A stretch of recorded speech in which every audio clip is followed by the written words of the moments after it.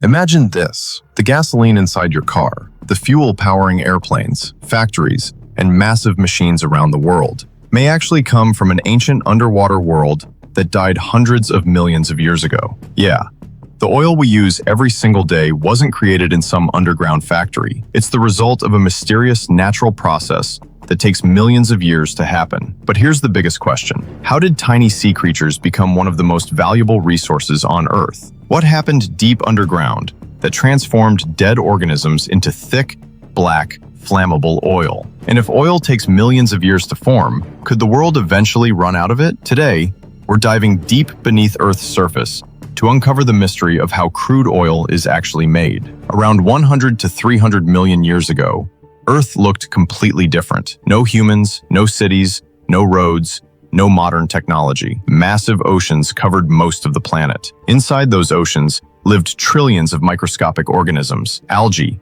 and tiny marine plants. Most of them were so small they were invisible to the human eye. But unbelievably, those tiny organisms would one day help power human civilization. When these organisms died, their remains slowly sank to the bottom of the ocean. Over millions of years, layers of mud, sand, and rock buried them deeper and deeper beneath the seafloor. As time passed, those layers became thicker and heavier. The ocean floor slowly turned into a giant natural pressure chamber. But the most important part of the story was only beginning. Because very little oxygen could reach those buried remains, they didn't fully decompose. The carbon and hydrogen inside them stayed trapped underground. Meanwhile, temperature and pressure beneath Earth's surface kept increasing, and the deeper those remains were buried, the hotter it became. At temperatures between roughly 100 and 150 degrees Celsius, something incredible began to happen. The buried organic material started transforming into a waxy substance known as kerogen. Then, after millions of years of extreme heat and pressure, that kerogen slowly broke down into liquid hydrocarbons, better known today as crude oil. And when temperatures became even higher,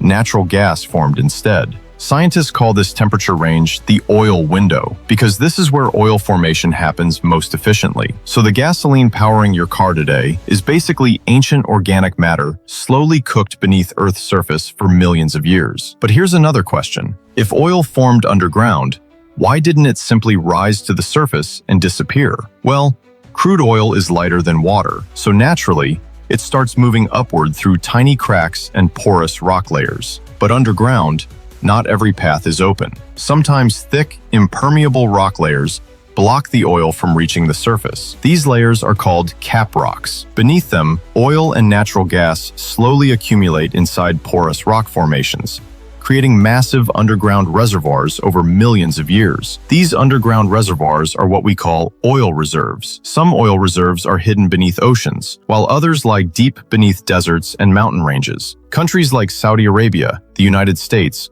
Russia, and many parts of the Middle East contain some of the largest oil reserves on Earth. But finding oil underground isn't easy. Scientists first use seismic surveys, sending powerful sound waves deep beneath the Earth. By studying how those waves bounce back, they can identify possible oil deposits hidden underground. Once a promising location is discovered, drilling begins. Massive drilling rigs bore several kilometers deep into the Earth. In offshore locations, huge oil platforms operate in the middle of violent storms and massive ocean waves. Then pipelines transport the crude oil to refineries, where it's transformed into gasoline, diesel, jet fuel, plastics, and countless chemical products used in everyday life. But here's the biggest reality about oil. Nature needs millions of years to create it. Humans consume it in just decades. Every single day, the world burns millions of barrels of oil. And that's why scientists continue warning that accessible oil reserves